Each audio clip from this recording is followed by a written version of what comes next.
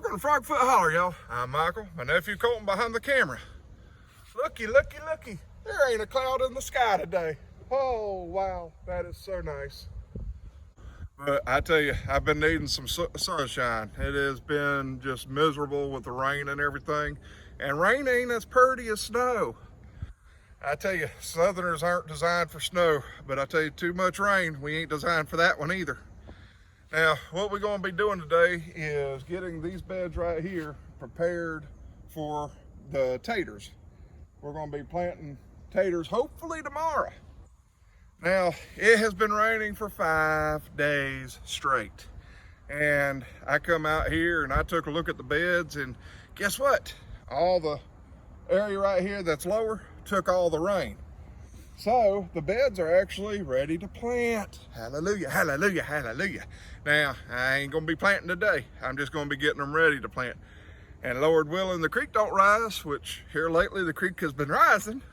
We're gonna be planting taters tomorrow and hopefully some sweet peas. So we got some other chores to get done before we get to this. And I'm gonna put a little bit of water on my starter plants, let y'all see that, because I'm gonna be adding a little bit of Miracle-Gro and give them a little bit of oomph in them. All right, so y'all watch this. So what we're going to be doing is taking this here Miracle-Gro and putting it right here in this here watering can. So we're going to use the small end right here. I don't want a lot of Miracle-Gro because I don't want to burn the plants. So I'm just going to take a scoop like that, put it in there,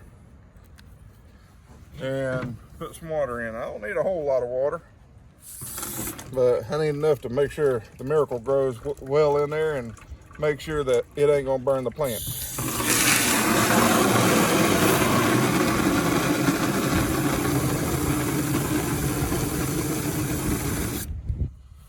All right, so that should be plenty. And we're gonna go over here and put this Miracle-Gro on the starter plants.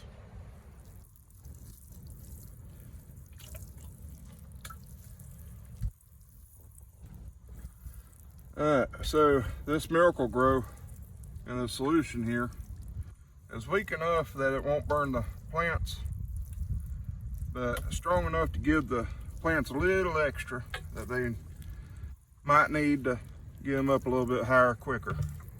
Kind of force them to grow. Alright, so we gave them some water. We're putting the mini greenhouse back on so it'll warm them back up. And we're going to move on to the next thing.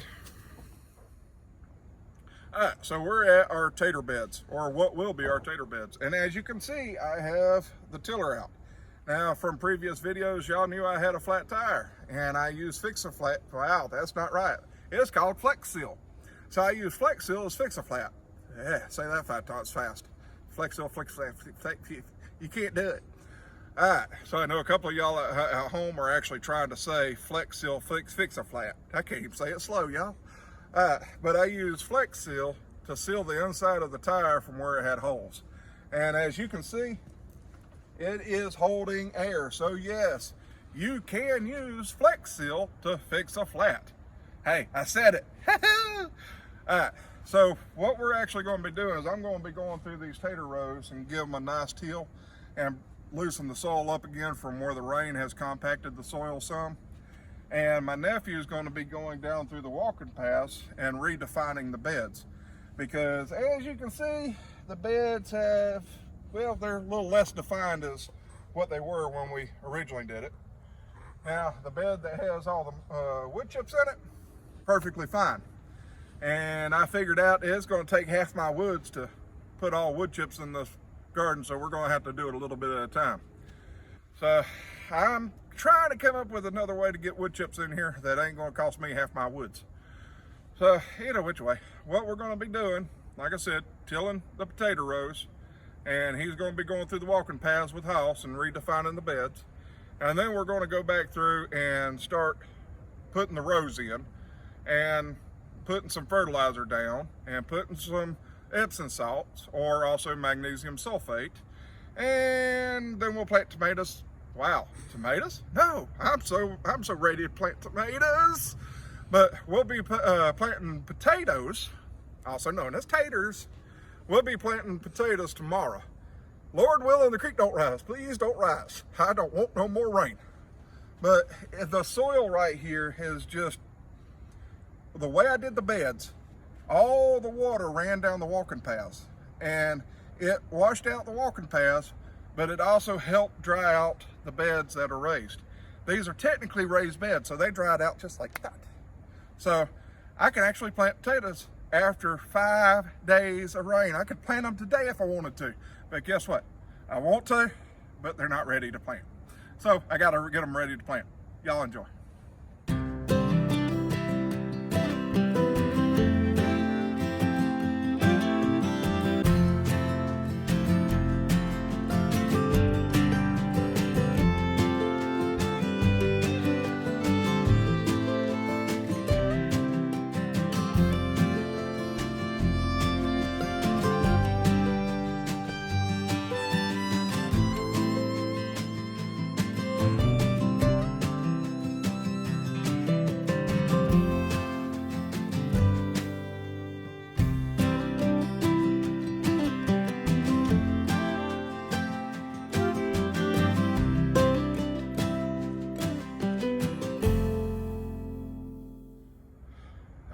So, as some of y'all know, this is Hoss.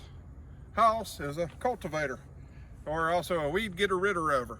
Weed getter ridder rover. I can't even say that. All right, but it does a really good job pretty much of anything that we need it to do, especially digging. Now, we're going to be making our rows with this for the potatoes. So instead of having 4 blades here, we're going to take off the outside too.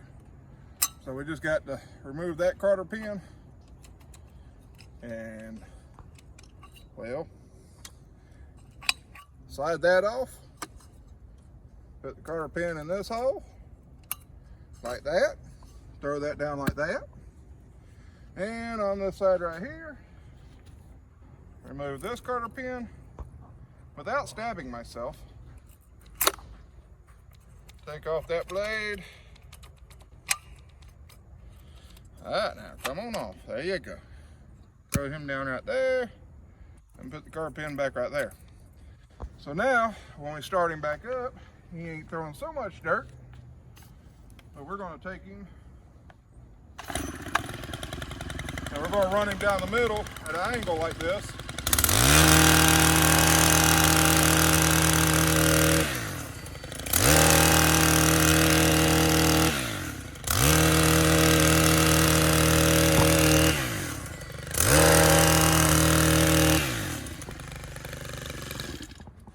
And that's how we're going to be making our rows for the potatoes. Now we're actually going to come back and clean out the row a little bit, throw some fertilizer in there, some Epsom salts or magnesium sulfate, and cover a little bit more of the dirt or a little bit of the furrow up, and then we'll be planting potatoes tomorrow.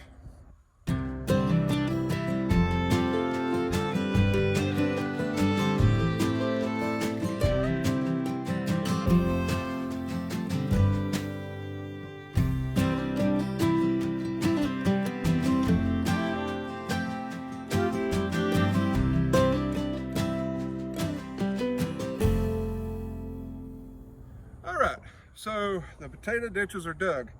As you can see, they're a little bit deeper than I would actually plant the potatoes.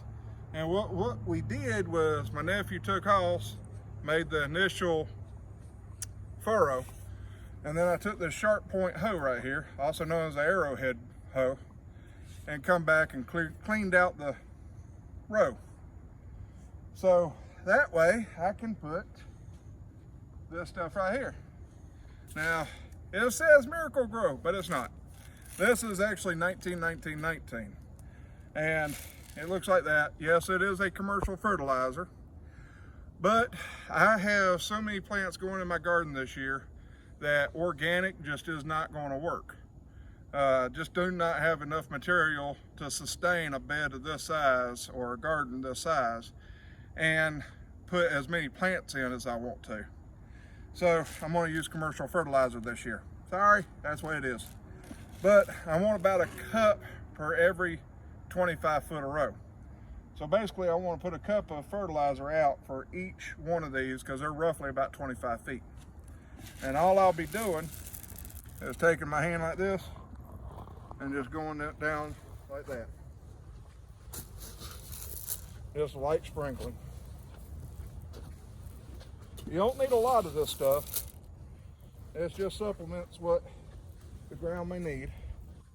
As you can see, kind of looks like snowflakes on the ground for y'all that are in the snowy areas right now. All right, so now that we got the 19-19-19 on the ground, I'm going to take this Epsom salts, which looks like salt crystals. That's all it looks like, just salt. But it is not salt. This is magnesium.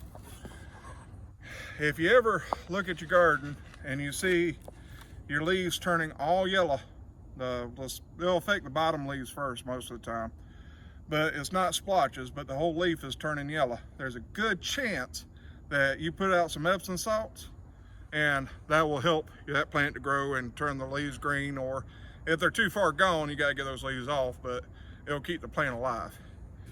So what we're gonna do, I'm gonna put the Epsom salts down a little heavier here, and we're just gonna go down just like that.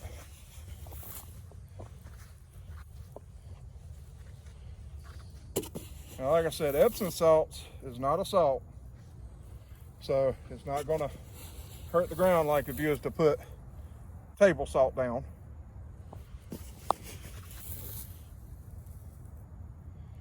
Now, can your ground get too many minerals? Yeah, they can.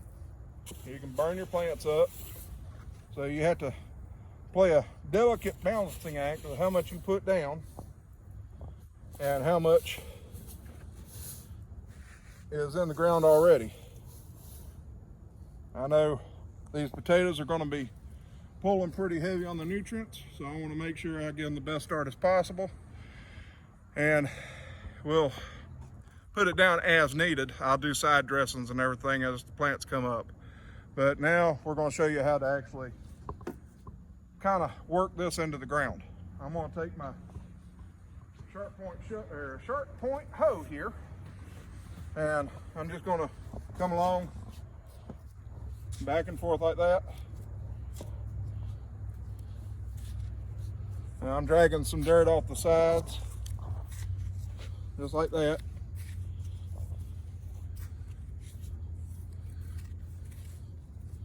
And working the 1919 and the Epsom salts into the ground.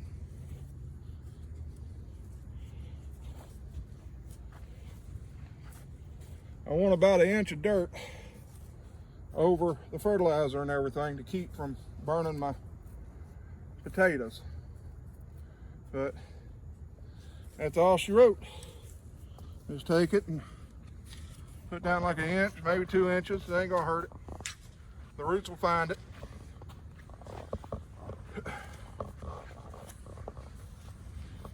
And voila, that row is ready for planting taters tomorrow.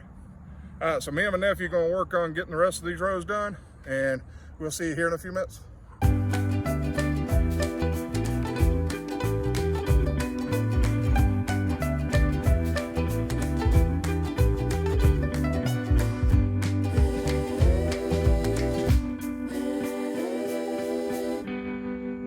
It's getting that time of day again.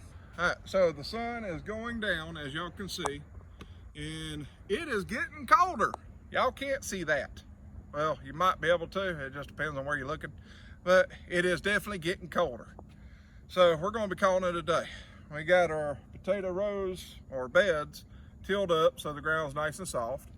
And we got the rows put in, so that way we could put the fertilizer and Epsom salts down. My nephew came back and filled in and mixed in the fertilizer and Epsom salts, and we're ready to plant.